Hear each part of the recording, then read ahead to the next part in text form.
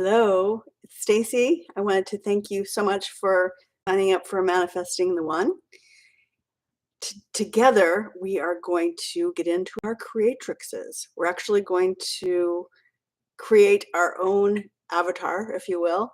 I have found that in our culture, and many of us have found that often the feminine, especially the sacred feminine, is either abused,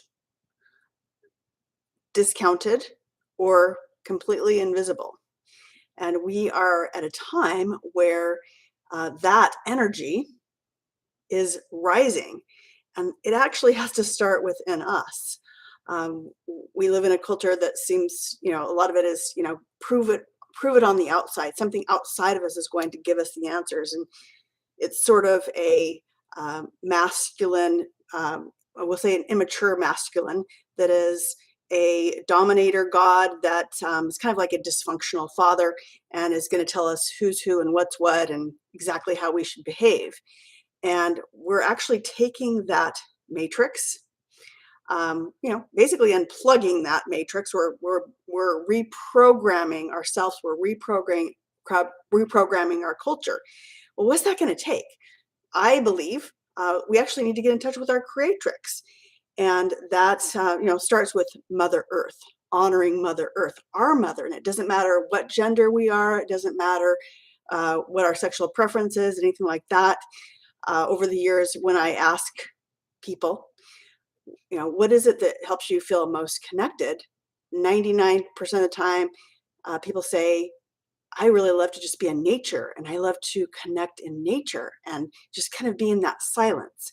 That's where it really begins. That's where the creation begins, sort of in that womb space, doesn't matter what body again, we have that sort of inner space where it's like an incubator. We're creating our purpose, our passion, and we're really partnering with ourselves to create that on the outside. So in my tantric tradition, one of the main lessons is all of the wisdom is in you. Nothing outside of you is ever going to give the answers. So instead of an approach of like, I need to go out and find it, and there's no good men out there, there's no good women out there, there's not the right job out there, I don't know why I can't find it. It's actually reversing that. It's actually taking the matrix and turning it inside out.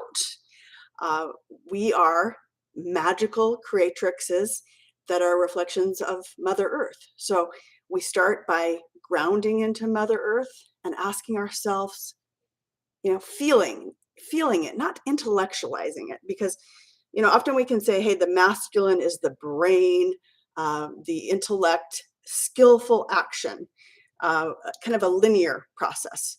And that is really needed, really needed in the creation process. And it's also the structure that holds the space. And if we get into sacred masculine, that is peace. So in order for the feminine, the Shakti, to rise, safe space. So any relationship, any good relationship is going to start with, I'm going to say friendship and safe space. Now, we don't get that from a dominator consciousness. Usually right out of the gate, feminine is not feeling safe. That needs to change. We're flipping that. We're starting with safe space, which is the sacred masculine, okay? For the feminine Shakti to rise.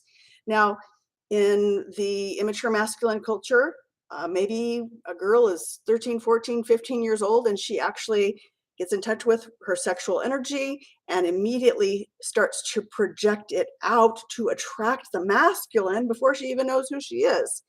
And then we keep feeding that and feeding that and feeding that. And so we see that, really showing up on places like Instagram or Facebook, or, look at me, I got to look good. And it's very, we're going to say just very vapid, very, it's not fulfilling. It's not fulfilling. And from that place, we end up usually having like hookup sex, and it's kind of like eating fast food. Hey, it's going to taste really good if I just go and get those McDonald's fries. I love those things. Go get those McDonald's fries. It's going to be satisfying for a moment, but then I might get a stomach ache and I'll be like, hey man, I just wish I had a salad, you know? So we all really want that nurturing, loving, fantastic relationship where we feel like unconditional love, like no matter what, this person is going to love me. Well, of course, many, every relationship coach is going to say, hey, well, that has to start within you. However, they don't show you how to actually love yourself. Religion's the same thing.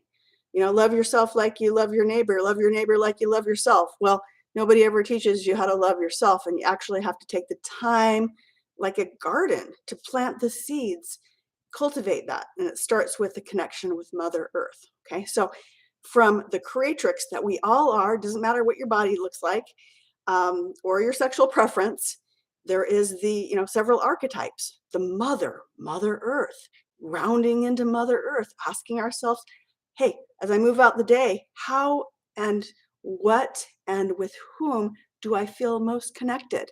So your body's going to tell you that. Okay. Next chakra is, the creatrix, the chakra.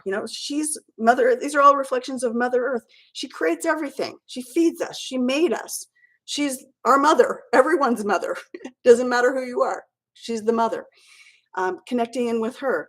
And that's the area, the second chakra, where we have a lot of distortions, where if we eat those fries or we have that hookup sex, those traumas, or, I like to just call it energy, get stuck in there. Okay. Third chakra is your ability to move in the world or act in the world. This is actually kind of a masculine chakra, making money. I think that a mature third chakra is, I am totally abundant. I am totally both spiritually and materially. Okay. And then, so most of the time we're operating on the first three chakras. And usually that's, what can I get? What can I get in a relationship? What can I get from you? It's transactional. It's that fast food up until our heart. And then we get into that space of like, hey, what can I give? Okay. How do I move about the world with 100% love? Okay. So this is actually kind of this is where the masculine and feminine come together, actually. I think, hey, what is the sacred masculine in you? What is the sacred feminine in you?